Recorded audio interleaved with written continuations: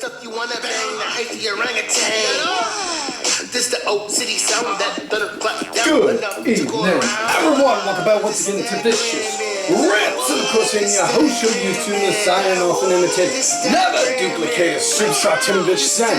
Gonna go to Raw this week was in San Francisco, California. Thankfully nobody made any race-a-roni or San Francisco tree jokes.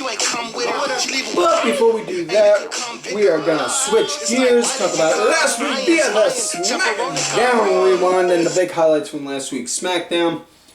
Sasha, Bianca, and Becky Lynch, they started out the show signing the contract to make their triple threat match at Crown Jewel official. It was in a weird kind of way. And I'm not sure if it was a good weird or a bad weird, but it was a weird. Sasha was standing on the table, doing her thing, dancing, and my first thought was, thank God this wasn't during the Attitude Era, otherwise somebody would have said, quick, give me $1. You know. Bianca held the ring, and Becky wound up having her own table up at the entry ramp. Long story short, it ended with a big brawl between them all. And, yeah, so they wound up getting the contract signed later on in the show. But, highlights from it. Highlights from the show, Sami Zayn had a King of the Ring match with Rey Mysterio. Sami actually wound up getting the win, believe it or not, which was a shock to me because... because the finals for the King of the Ring match is at Crown Jewel, and my first thought was, okay, well, given that it's the Saudi show and Sami is Syrian, you know, and I'm not trying to be negative or disparage or anything like that, but it's just, you know, they never really have wanted Sami there. Or Sami always got told no, whatever story you ever want to believe is the case. But either way, Sami's never been on the Saudi shows. So, yeah. It was a curveball right into left field. Other big highlights, they had a Queen of the Ring. They had two Queen of the Ring qualifying matches, I should say. Zelina Vega going against Toni Storm. Zelina Vega won, which kind of made me laugh a little because once Zelina Vega came back, everyone was saying, oh, she deserves better, she shouldn't be losing all the time, this, that, and the other, blah, blah, blah, blah, blah, blah, blah, blah, blah, blah, blah. And then the second she gets a win, and not just a win, but a prominent win in a high-stakes match, all of a sudden everyone's saying, oh, no, not like this, no, blah, blah, blah, blah, blah, and just... It cracks me up because, you know, the quote-unquote IWC never truly knows what the fuck they want. They say they want this, and then the second they get it, they say, well, I don't want it like that. You know? It's like that 4-year-old that says they want chocolate milk, that keeps on yelling, I want chocolate milk, and then the second you give them one, they say, well, I don't want this one, I want that one. And it's the same exact thing. Yeah, the other Queen of the Ring match that they had was Carmella against Liv Morgan, and, you know, God bless Pat McAfee because the man really did try and sell that fucking weird face mask thing Carmella's wearing now to protect herself. You know, he really did try his best to sell it, saying it was a carbon fiber mask, you know, high density to protect her, all that jazz. And then when she had the Code of Silence in, you could see Liv Morgan grab and pull it and see it starting to stretch. And that's when you realize, yeah, that's a rubber gimmick. Well, that kind of sucked the air out of that. But Carmella won, so she is advancing as well. Also, quick highlight. Finn Balor had a King of the Ring match against Cesaro. Banger of a match. It was really damn good. Finn won. Finn's moving forward with the King of the Ring. And also, Seth and Edge, they wound up getting their match confirmed for Crown Jewel, and it's going to be a Hell in a Cell. Now, if you're like me and you sat back for a minute and thought about it, like, okay, well, hold on. You got Hell in a Cell, which is a glorified no DQ cage match. You got a women's triple threat, which has no DQ aspects. And then you have Bobby Lashley versus Bill Goldberg, which is in a no holds barred match. That's a lot of no DQs in one night, you know? I'm just, yeah. I mean, I get it. They want to show the, I mean, this is just me personally thinking that maybe they're trying to show, you know, the Saudi audience that, hey, we can just do more than just the stuff you've seen us do when we're here. We can get a little more aggressive. We could be a little more violent. We could be, pardon the pun, a little more extreme. You know? But, yeah. So with that said, those were the big highlights. So let's move on to this week's show. It starts out with Big E and Drew McIntyre confronting each other, talking about on how they're going to have their match at Crown Jewel. And then they're interrupted by the Usos. That's right, San Fran's own Usos came out, said, we're here because we got asked to by the Tribal Chief, and what the Tribal Chief wants, the Tribal Chief gets. And yeah, then they were saying that, basically blowing smoke up both guys' ass, saying, you know, I got my money on this one. Well, I got my money on this one. Well, you know what? It don't matter who wins, because no matter what, one of these guys is going to have to go against Roman at Survivor Series, and man, they ain't going to stand no chance. Which then leads to Big E saying, if I may speak for Drew, no you may not. I will say this, again, like I said last week, the one thing I absolutely love about what McIntyre, when he got fired, and yes, he got fired. He got fired, and he learned a whole new way to run his mouth. He knows on how to run his mouth now in the right kind of way. Not just in that, not in a I'm pretending to be a wrestler way, but in a actual, I'm gonna tell you, I'm gonna kick your ass, and I'm not just gonna tell you I'm gonna kick your ass, I'm gonna tell you I'm gonna kick your ass and how I'm going to do it. Kind of way. You know, and that kind of snarky attitude. And I fucking love that. But, yeah. They propose a tag match. Big E and Drew McIntyre against the Usos.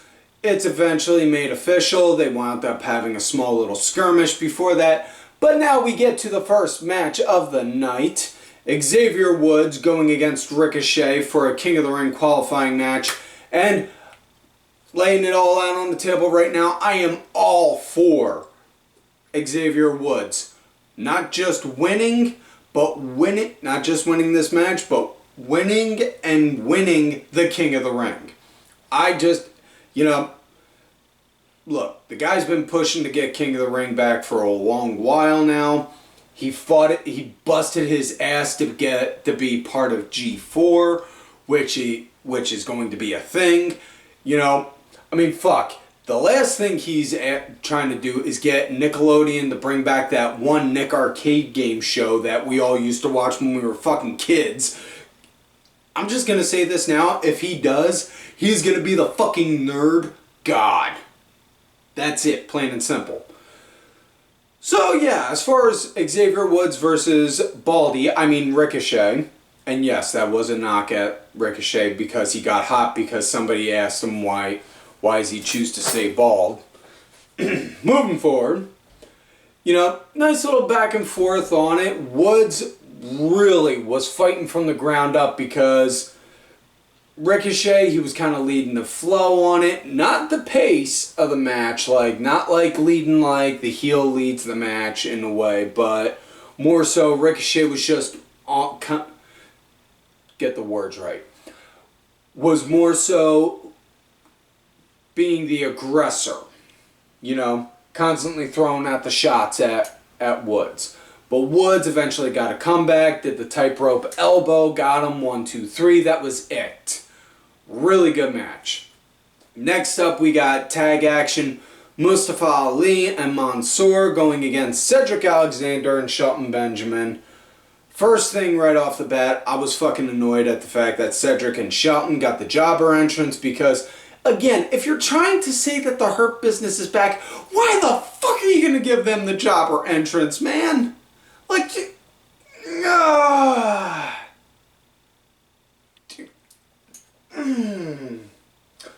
Either way, this, honestly, it takes more time to brew a cup of coffee from a Keurig than this match was, than how long this match was. Plain and simple. Way too short, not even, just like, what the fuck? It came to an end when Cedric wound up hitting a Michinoku driver on Ali and Shelton was holding Mansoor. Basically kind of like a replay of last week. But then at the end you saw Mansoor go to pick up Ali. Ali then shoved him, said that's it, I'm done.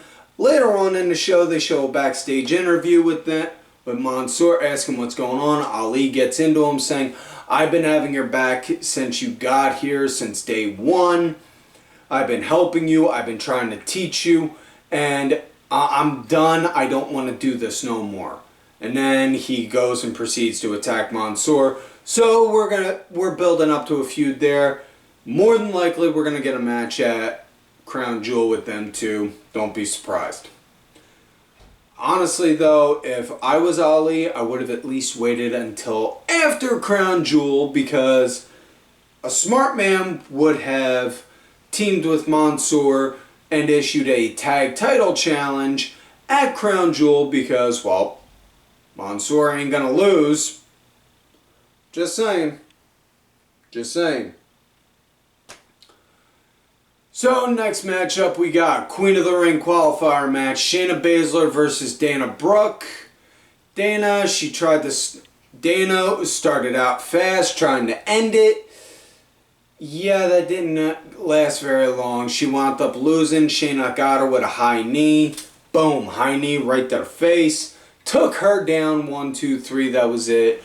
Went to go and try and grab the arm, but Dana wiggled arm out and got out of dodge before any damage could get done to her. So, yeah. Next up, we got Riddle going against Omos, and this came to be because Riddle issued a challenge to Omos, and Randy just looked at him like, what the hell you kid, what the hell you thinking? Nah, dude, it was because, all part of your plan. What are you talking about? I don't have a plan. And of course, anytime Riddle goes to speak, I just feel like, anytime Riddle speaks, I feel like Red Foreman from that 70s show, just looking at him. Dumbass! Yeah. So before the match even happened, Riddle wound up trying to was cutting a promo on Omos, talking about on how big he is and jacked he is, and on how this, that, and the other, and on how Randy's waiting for him to just say the right code word, and then AJ grabs him like, oh, can we stop this shit, please? Can we seriously stop this shit? Keep in mind I'm paraphrasing, AJ didn't say shit, I did. Now, he's buying time. He just wants to get out of this. So, Rev, can we just ring the bell and get this going? And then it went going and Omos killed him. Like, oh my god, they killed Kenny, you bastards, kind of killed him. Like, just straight up beat the shit out of him. And then when he went to go for the pin, AJ was like, whoa, whoa, whoa. Why don't you show him some of those sweet kung fu moves you were telling me about? Go hit him with a roundhouse. And then seeing a 7'4", 300-pound man go and do a full roundhouse kick and catch Riddle right on the side of the head and knock him down, my first thought was, that is a motherfucker I do not want to piss off. I want to make sure I stay on his good side. Because the second I get on his bad side, I'm going to end up as a greasy smear on his fist. So yeah, he did the roundhouse, then that two-handed choke slam of his, got the pin, 1, 2, 3. And then, just as AJ was about to come in and hit Riddle with a Styles Clash, Randy's music played. AJ stood up front and then was like, wait, he snuck up behind me last week. No, he's going to try and sneak up again. And then started yelling at Omos, go outside, wait for him. He's going to sneak up from behind the commentators and all that. So Omos, he goes out, he's hiding there, and then you see AJ just standing up at the front of the ring like this, like, yeah, come on, I got you, motherfucker. And then Randy somewhere, my guess is, off the outside of the hard cam side, ran in, boom, popped him with an RKO, grabbed Riddle, and got out. So next matchup we got Jeff Hardy going against Austin Theory, and this is a match that was made via last week because Theory, he came out on Raw, introduced himself to Jeff, said, hey, I was just wondering, can I get a selfie with you? Did it in the ring, click, wham, beat the crap out of him, and then took a picture of him when he was knocked down. So yeah. As far as the match went, had a nice start, and then we wound up getting the 24/7 chase, which, again, I said this earlier, talk about sucking the air out of it, it was just like, it sucked the oxygen out of it, because then you just saw Reggie doing his human ping pong ball impression, bouncing over Theory while he's got a shoulder lock in on Jeff Hardy, like, hey, you mind? You see him doing this, right? You see him in the middle of a match, right? Excuse me. And then eventually Jeff, he gets a comeback, hits him with a twist of fate, goes up, goes for a swanton, misses, and then Theory gets a win from a fucking roll-up.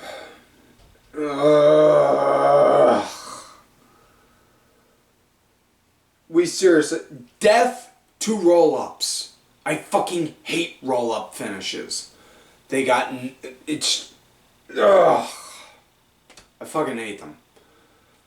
Next up, we got Jinder Mahal going against Kofi in a King of the Ring qualifying match, and the big question on everyone's minds was, well, Xavier Woods won. Now, if Kofi wins this, does that mean we're going to see Woods versus Kofi? And how is that going to play? Oh my gosh.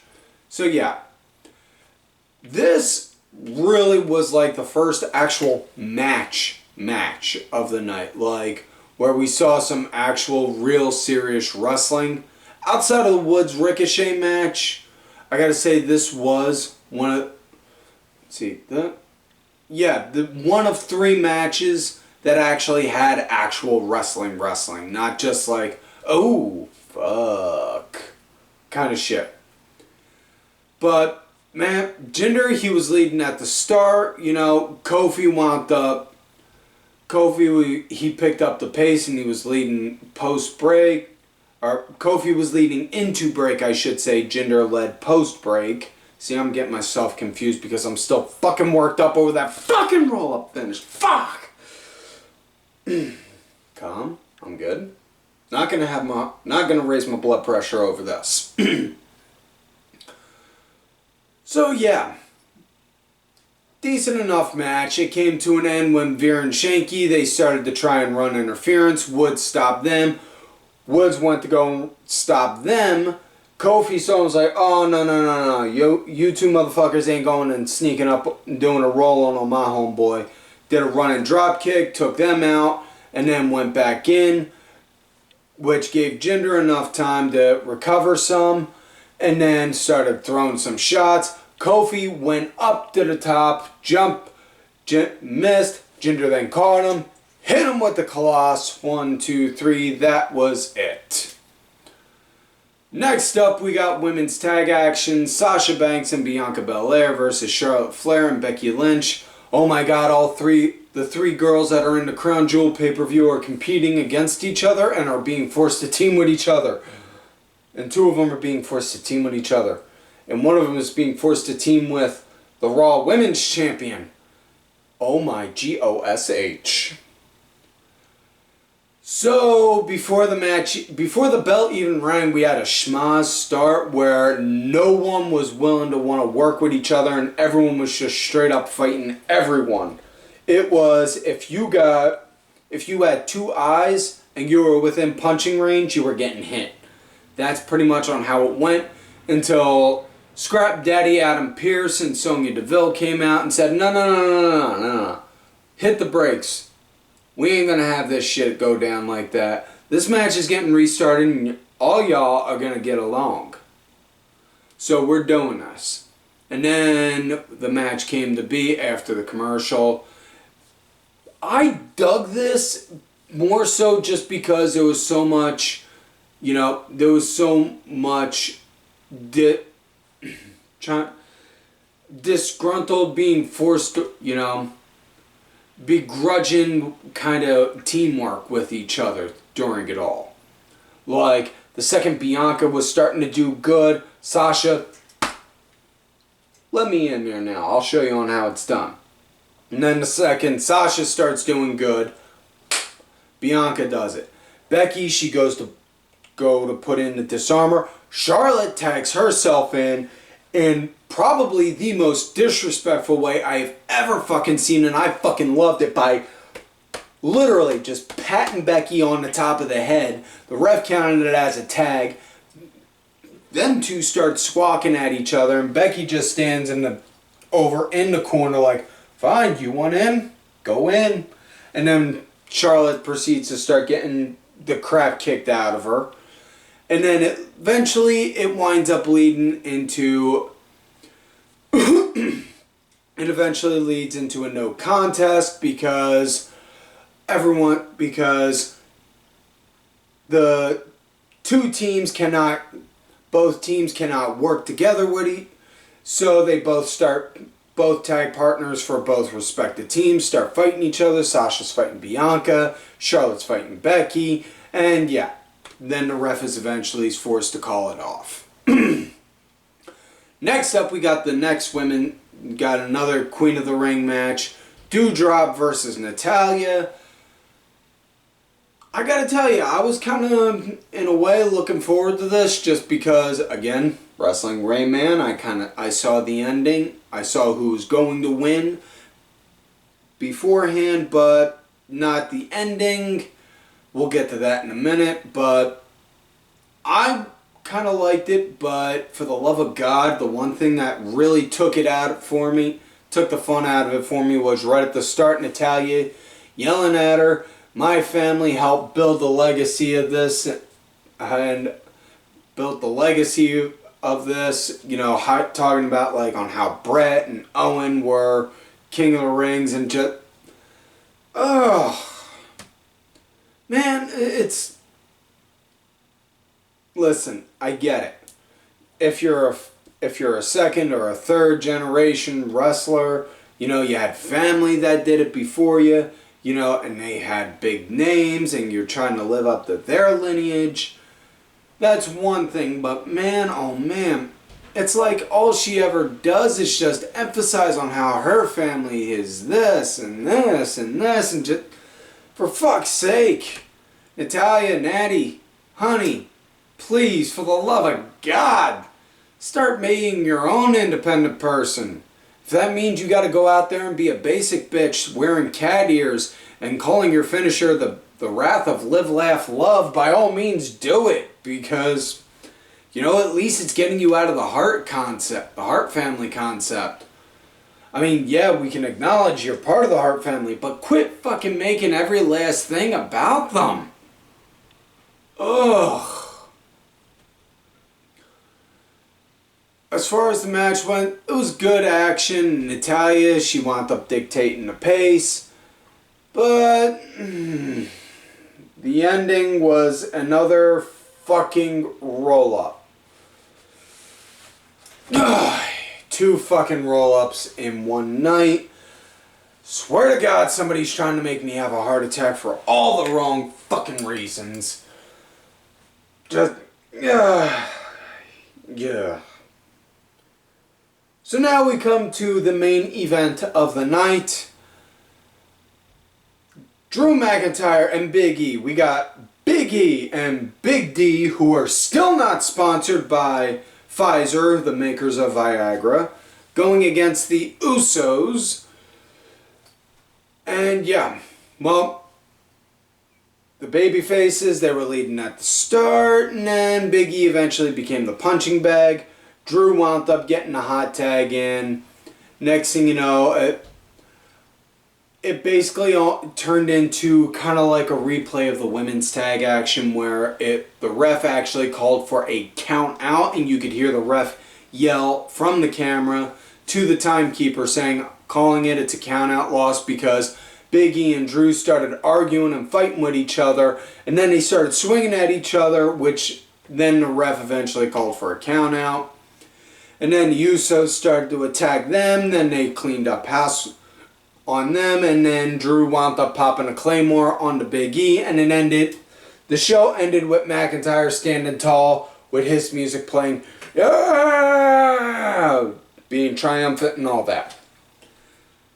Yeah. So, that is it for this week's show, folks. So, please don't forget to like the video, subscribe to the channel, go back, watch some of the other episodes when you can. Look for me on the Twitter at TimVicious. Leave any interesting complaints, thoughts, questions, grunts, groans down below. I'm open to all forms of criticism, good, bad, and everything in between. I especially am open to bad criticism because I ain't gonna get better if I don't hear what I'm fucking up. Thank you to my executive producer, Ali Ray Ben, who did provide the music for this week's show. Make sure y'all check out his music. It's out there on iTunes, Spotify, SoundCloud, YouTube, all that good shit. Details are down below. Also, thank you to contributor of the show, LFC Lingerie Fighting Championship. There are a little bit of wrestling, a little bit of MMA, and a whole lot of attractive women wearing a little bit of nothing. Also, folks, make sure y'all follow these cool ass cats right here on the Twitter.